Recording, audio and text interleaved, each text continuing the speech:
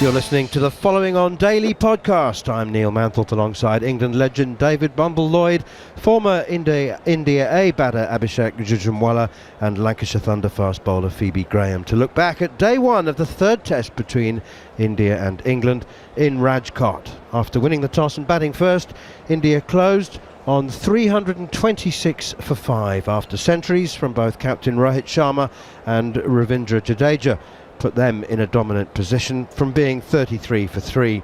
We'll also look back at a maiden test half-century for middle-order batsman Sarfaraz Khan and reflect on an admirable performance from England fast bowler Mark Wood, who finished today with 3 for 69. We'll also get reaction from both camps. So plenty to come over the next 30 minutes or so. You're listening to Following On. It was a perfect start for England after losing the toss. That wasn't the perfect start, but Mark Wood's 2 early wickets and one for Tom Hartley, the left-arm spinner, in his first over put the home side in a perilous situation at 33 for 3. But Jadeja was promoted up to number 5, and together with captain Rohit Sharma, the damage was more than repaired as they took the score from 33 for 3 to 237 for 4 before Rohit Sharma was Mark Wood's 3rd wicket of the day, mistiming a hook shot to Ben Stokes at mid-wicket. Sarfaraz Khan then run out for 62 was the last joy for England. Bumble, it was another absolutely intriguing, absorbing day. It could have been a lot better for England given the 3 early wickets, but then again I suppose it could have been worse. Yeah, I think India played really well, and to put Jadeja in at number 5, he's such a wonderful cricketer, and he joined Rohit Sharma at 33 for 3. So England were hunting, they were looking for wickets. Mark Wood bowling quickly and splendidly and threateningly, but they steadied the ship. England had opportunities, and particularly when Hartley bowled outside leg stump. Rohit Sharma's gone for a big hit into the leg side. He's got an outside edge. It's gone to slip. Joe Root's at slip. He's unsighted. He can't see the ball picked because it's outside leg stump. He's slightly raised in his fielding position. Then he's had to go down way to his left. He gets a hand on it and it's grassed. It goes down. It's a difficult chance, but a chance. And as far as Mark Wood is concerned, a day of hard labour for him. 17 overs. He didn't bowl that many in the whole of the last test. No, that's about right, isn't it? We were talking about 15, 16 overs for an impact bowler, and that's what he is. He's a quick bowler, impact. So 17 overs, I should think that's just about right for him. Jimmy Anderson would bowl a little bit more, but also England with opportunities. They've missed 2 reviews, and we didn't see them from commentary position. We thought, well, yeah, no, it's not. Is it? It is not. But when you see it, I'm going to say in VAR, in DRS, it's the same thing. DRS tells us that England have missed 2 reviews. And you've got to pick up on these things when you look at a team like India, such a good team, an excellent team. 326 for 5, it's been their day.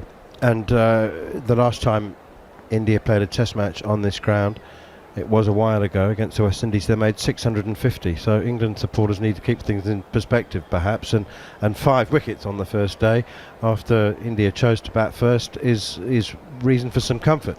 Yeah, it is. And you'd think that if you're bowling first on day one, if you get 7 wickets, you're almost in control. But if a team's get 326 for 5, the batting side will say, well, we'll kick on and we'll get 450, and then that batting side's controlling the game. And we must remember that Ashwin and Jadeja are better bowlers than England's young spinners. They're better bowlers. We've seen this pitch will spin. Abhishek tells us that this is going to spin more and more as the game goes on. And so, from India's perspective, we're in a great position. From England's perspective, they've got the new ball, big burst in the morning. They can go bang bang tomorrow and suddenly 7 down. If they can think about getting India out for less than 400, England have then got to bat well in the first innings. We've said it, everybody's said it in cricket as far as I can remember. Get your big runs in the first innings. Abhishek, as far as India are concerned, they've been in situations like this in the first 2 test matches twice, and they haven't cashed in, and they haven't put the game to bed. They should have won in Hyderabad. They should have put the game so far beyond England's reach. They're not playing Akshar Patel, so their tail is a little longer than it has been for the first 2 Test matches, and so there might just be a concern. I mean, 200s already. Jadeja still there. They should be thinking 500 here, but England have denied them already twice. They still have batting. Dhruv, he's a proper player, he's a good player, and R. Ashwin loves scoring runs against England. So if these two can get a few runs, India can get close to that 500. But as Bumble said, if England can get early wickets tomorrow and stop India from getting to 400, then this Test match is alive, and England will have a good opportunity given they bat well in the first innings. Thank you very much indeed to Bumble, who's got to go off and update our talkSPORT listeners. We'll be joined by Phoebe in just a second. Abhishek, the England team doesn't look at what if, and they don't set targets, and they won't be thinking if we can keep them, they just sort of take it moment by moment and just keep going. And it doesn't matter if they're chasing a target, if India are batting first as they are now.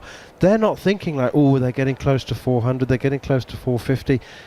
The conventional focus on records and what's possible in history just doesn't seem to occur to them. Yeah, it seems like that, and it's just the mindset, isn't it, that they think they can win from any situation, and it's a great mindset to have. But on a pitch like this, a deteriorating pitch, and they have to bat fourth, they have to come close to the target, whatever India puts. So they can't expect India to get a lead of 150 and come and chase 500 in the fourth innings. It's not going to happen on this pitch. It can happen on some other pitches. So they have to come close to the India target, whatever India gets in the first innings. Phoebe, I wanted to leave the first word, and you can have the last word as well if you like, on Mark Wood and Jimmy Anderson today. I thought they were outstanding, weren't they? And Mark Wood was as quick at the end of the day as he was at the beginning. Yeah, I thought... Hi Manners, we're back on. Yeah, I thought Mark Wood and Jimmy Anderson were absolutely phenomenal up front. I thought the partnership was so good. The fact that James Anderson was just being so economical, precise in where he was putting the ball, moving the ball in, moving the ball away, and then it enabled Mark Wood to express himself at the other end. He was bowling quick and he was getting movement away from the bat, and he got some absolute jaffers up front to get Shubnam Gill and Jaswal as well. There was a moment where it seemed to be reverse swinging, and it was definitely reverse swinging, but then it stopped.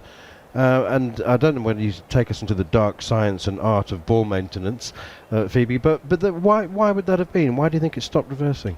Well, it's about keeping the ball in good shape. So one side of the ball has to be rough and keeping the other ball really shiny.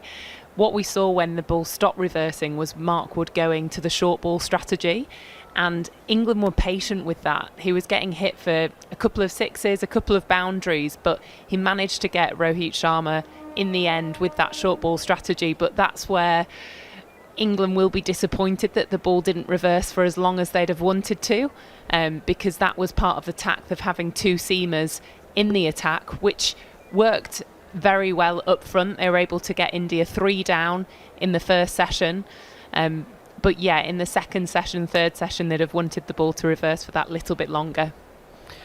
For those of you who didn't see or hear the dismissals, Yashasvi Jaiswal caught by Joe Root at first slip off Mark Wood for 10. Shubman Gill caught behind by Ben Foakes off Wood for a duck, and Rajat Paditar completely miscuing a short ball in Tom Hartley's first over to cover, where Ben Duckett took the catch.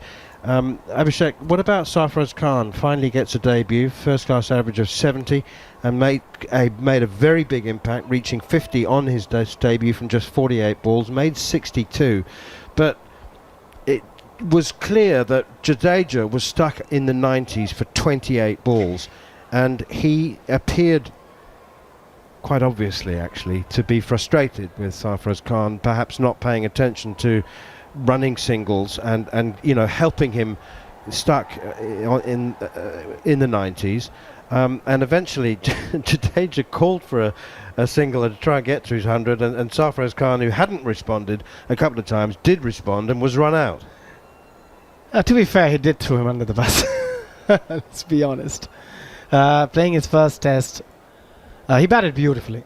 I don't think many expected him to play the sort of innings he did, to show that sort of a confidence against a very matured England side. Yes, their bowlers, Tom Hartley and Rehan, didn't really particularly bowl as well as they should have, but still, the sort of intent he showed, Sarfaraz Khan, going aerial, he was not shy of going over the top of the fielders. They were kept inside, and Ben Stokes was asking a lot of questions, but he had an answer for pretty much everything, Sarfaraz Khan. So he'll be disappointed. He probably wanted to get 100 in his debut, which would have been the icing on the cake, because he had to wait for so many years. He had to really rough it out there in Ranji Trophy and score millions of runs before he got this opportunity. And also that opportunity came because of some injury, because Virat Kohli opted not to play this series, and he wanted to make the most of it. So he would be a bit annoyed with Jadeja, but as you also said, yeah, he was not helping out Jadeja either, because there were a lot of opportunities where he could have gone for those singles and helped out Jadeja, because he was stuck there for 2 hours, I think, in the 90s. Ravindra Jadeja felt like it. Yeah, but at the end, yeah, a bit disappointing, but Jadeja getting 100, again, very well played to him as well. More from both of you in a moment, but for now, let's hear from England assistant coach Paul Collingwood speaking to Graham Swan. Paul Collingwood, how do England reflect on the first day? Well, I think it's been another good day of Test cricket. It's obviously a pretty slow pitch, but you know, to get 5 wickets on there, it's been a good effort by the boys. You can see that right away down to the last ball, they were hurling themselves around in the field. Jimmy 41 still running hard in the last over there. So it's yeah, look, it's been a good day, and we'll find out tomorrow if we can take some early wickets tomorrow. We'll find out how good it is. A word from Mark Wood, back in the 11, 3 wickets, an amazing opening spell, a run out at the end. England picked the right team. Look, he can do special things, and all 11 players in that dressing room can do special things, and he's a point of difference for us with the pace that he bowls. He got movement as well this morning. But yeah, he's come off with a big smile on his face, and especially getting that run out, he nearly snapped the stump. How hard he threw the stumps down. But delighted for him. Sometimes he puts all the toil in. He goes and bouncer plans and all that kind of stuff that the skipper asks him to do, and sometimes doesn't get the rewards, but he got the rewards today. And it looked like it was a dream start for England, 30 for 3, and then we ran into Rohit Sharma and Jadeja. A word for those two. Yeah, look, it's when you're playing against good sides, you're going to get the opposition are going to fight back, and I thought it was a good fight back. They played pretty conservatively through that middle session, and fully deserved the hundreds. You know, they're quality players. They've done it in the past, and they've done it today. But it's not to say that they're ahead of the game. As I said, we'll find out who's ahead of the game when it comes down to who's won the game. In kind of situations like this where the toss is so crucial, England's mantra is kind of relentless positivity. How easy is it to keep spirits high when the coin falls the wrong way? I think we're a very good chasing team. I wouldn't say that the toss is so crucial. I think India know that whatever they get, that we're going to be chasing down, and we've proven on wickets that do turn that we can score runs, and we proved that in the obviously in the first game, in the first Test match here in India. But so yeah, look, the guys just get on with it, crack on with it. We've always got a positive attitude, and it's gives you a good chance of taking 20 wickets as well in Indian conditions, and obviously you need to win the game. Rehan Ahmed to Rohit Sharma, clips the pad on the sweep. No one really notices too much. It comes back 3 reds on the TV. When did you guys realise that was the case? Had there been any thought of appealing at the time or reviewing it? You'll have to ask players on the field, to be honest with you. It looked in the replays like there might have been a slight spike as it went past his glove. So whether it had been overturned or not, I'm not too sure. But yeah, we've got some experienced players out in the park who have got to make these decisions, and it might have been a spike anyway off the glove. Paul Collingwood. Best of luck tomorrow. Cheers, thank you. I suspect the presentation of the 100th cap was more emotional for Paul Collingwood than it was for Ben Stokes, who yesterday described it as just one more than 99. But a very, very special performance. And we should, I feel I should also go back to Mark Wood's run out, because Sarfaraz Khan Wood, right at the end of what had been a hard day of toil for the fast bowler, moved so quickly and threw so powerfully and accurately, aiming at 1 1/4 stumps, that I assumed it was Ben Stokes. Just a brilliant piece of fielding. Yeah, it was an excellent piece of work from Mark Wood in the field, and I think it just shows how much energy the England team maintained throughout the day. And we did see the shoulders drop at points, but the fact that they were able to take and capitalise on that opportunity, because I was really impressed by Sarfaraz and I felt like he could have gone on and scored 100, even more. It looked like he was there to take his opportunity. He'd waited years for it. But then again, on the other hand, England capitalised on it. So brilliant from Mark Wood. And like Collingwood said, he was buzzing about that run out more than he was his 3 wickets. Abhishek, a word about Rohit Sharma. The Indian captain is 37 now, and I suppose every time, unless you're in very, very elite company, you get into your late 30s and people always begin to ask questions, and is his time up? His team was under pressure. The confirmation that Virat Kohli's not available for the entire series. Mohammad Shami, big names missing. It was really important. I mean, there was talk of confusion, even disarray in the Indian camp, and meanwhile England were on playing golf and on water slides in Abu Dhabi, having a great time, and it was India who were under pressure. So to be able to come out on the first day of this Test match and lead from the front in the way that he did, I think it was very crucial for him, not just as a captain, as a batter as well, because if you see his record since 2022, he hasn't really scored a lot of runs in Test cricket. His average has dipped massively. In India, usually he averages 61. In the last couple of years, he's averaging 32. So there's a massive dip in his performance. And I think by getting this 100, his captaincy will improve as well, because everything plays a part. His decision making will be better because he'll have more confidence that he's got runs behind him. So all these things are interconnected as a cricketer. So I think it's a wonderful thing that he scored runs. And also, I think announcing that he's the captain for the T20 World Cup already has helped him a little bit. A lot of pressure has gone off him, because he must be thinking that Hardik Pandya might get that opportunity to lead India. He knows that this might be his last opportunity to lead India and win an ICC event, which they haven't for a very long time. And he's somebody who's won so many IPL trophies that he would want India to win one World Cup under his leadership. interesting that the Mumbai Indians don't need him as captain, but India still want him as captain. I think Mumbai Indians, it was completely different. If you see his performance in the last couple of years, because he's captaining India in all 3 formats, so it was a bit, I think it was getting a bit too much for him in the IPL, and he hasn't really performed well in the IPL in the last couple of seasons, so they just wanted him as a batter rather than as a leader. Throw it forward then to the second morning, Phoebe. Jimmy Anderson and Mark Wood, do you start off with both of them? The new ball is only 3 overs old, so do you start with both of them? 100%. And what we saw from this morning, nearly said yesterday, what we saw from this morning was after the first 2 overs, India were 13 for none, and we got them 33 for 3. So taking the shine off the new ball in the first couple of overs was the reason why Ben Stokes took the new ball this evening with 3 overs left to play, was so that they could take the new ball with the shine off it first thing tomorrow morning, and so that Anderson and Wood can start their overs as they started them from that over number 4 and got India 33 for 3. Very quickly, Abhishek, what's minimum for India?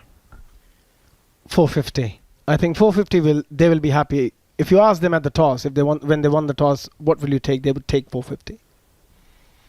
Well, as I said, the last Test match they played here, they got 650 against the West Indies and won by an innings and 272. Thank you very much indeed to Phoebe Graham and Abhishek Jhunjhunwala. We'll see you bright and early tomorrow morning with a coffee. Reminder that India finished day 1 of the 3rd Test match on 326 for 5, with Ravindra Jadeja to resume on the second morning on 110 in the company of Kuldeep Yadav. Hope you've enjoyed our coverage. Ball by ball commentary exclusively on talkSPORT 2. We'll be back on day 2 from just before 4 a.m.